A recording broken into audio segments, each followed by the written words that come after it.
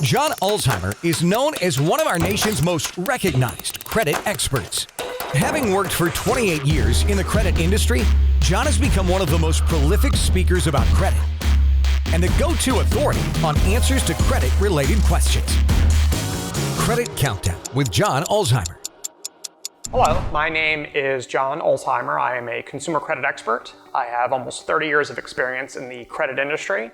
Spent time with Equifax, which is one of the credit reporting agencies, and also with FICO, which is the company that invented the FICO credit scoring system. So today's topic, we're going to discuss pay for delete. And then we're also going to identify whether or not pay for delete is actually a real thing, or if it's just some sort of a fabricated idea that's floating around out there in the world of credit repair. So let's talk about, first off, what is pay for delete? So pay for delete is a phrase that's commonly used to describe a process whereby if you have a collection account appearing on your credit reports and you agree to pay it, that you can cut a deal with the collection agency and have them delete it. And so essentially it's an exchange. You're making a payment to the collection agency, and in exchange they're agreeing to delete it from your credit reports as if it never existed.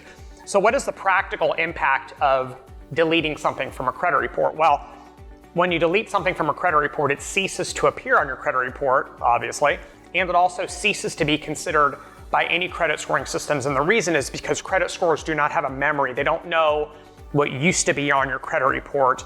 They only know what's on your credit report as of right now.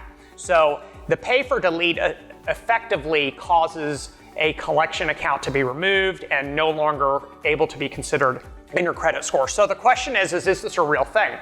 So pay for delete is a strategy or an issue that comes up when we're talking about credit repair. So it's usually in a credit repair context, the term pay for delete comes up. And so one of the issues that credit repair companies, not all of them, and there's thousands of credit repair companies, and so I can't tell you what every single one of them does, but it's not uncommon for collection agency or credit repair companies to counsel their clients or to represent their clients and contact debt collectors on behalf of their clients and offer them pay for delete, either payments or settlements for collection accounts in exchange for the debt collector agreeing to delete this.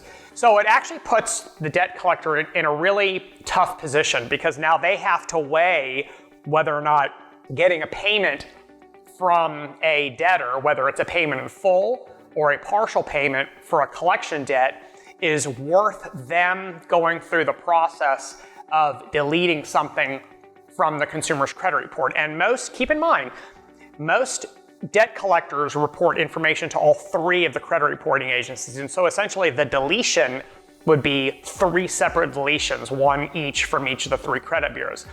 So is pay for delete a recognized formal process in the world of consumer credit reporting? The answer to that particular question is absolutely not. It is not a recognized process. There is no form. There is no dispute code. There is nothing that indicates that pay for delete is a formal accepted process. In fact, there's actually more evidence to suggest that it is not a real process than to suggest that it is a real process. All of the companies that furnish information to the credit reporting agencies, including debt collectors, do so following a set of standards, and those standards are referred to as Metro 2. So the Metro 2 standards include a booklet, it's a guide, it's called the Credit Reporting Resource Guide or the Metro 2 Manual. And this manual it's hundreds of pages, it's like that thick. And this particular manual sets forth the standards and the codes and layouts and such that information is sent to the credit bureaus in.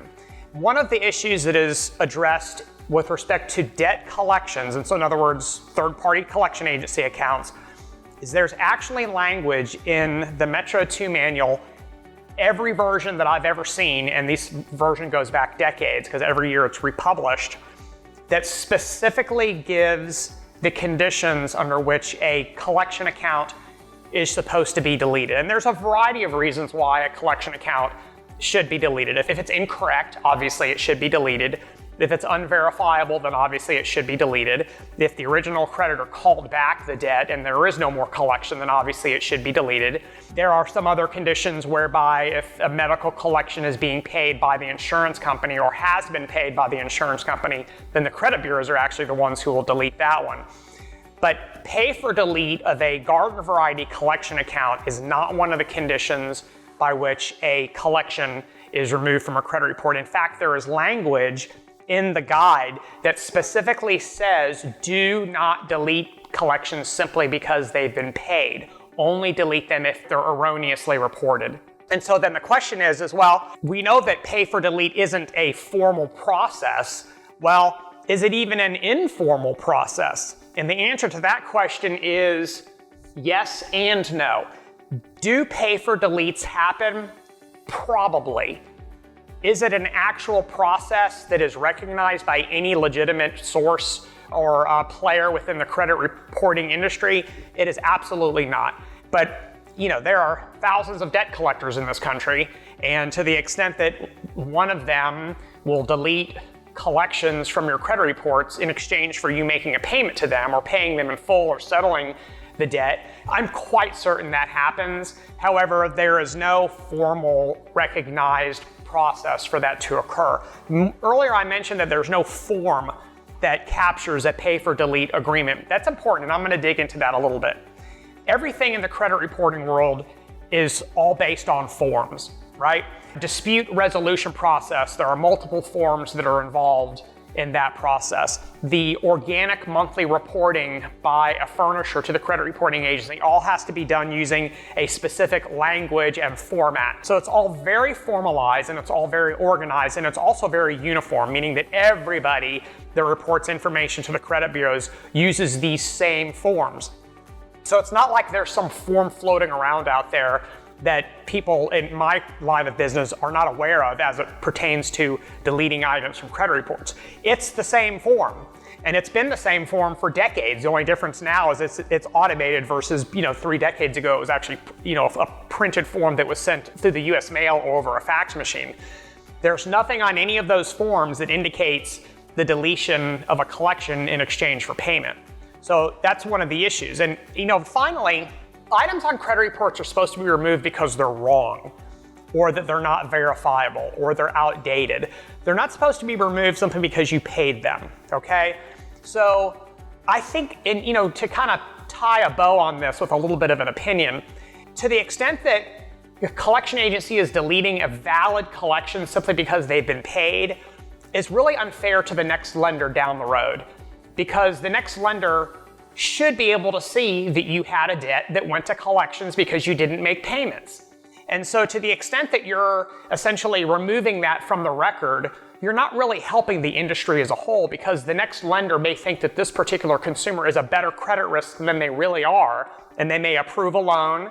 They may give a loan that has better terms that should be reserved for people who actually do have good credit.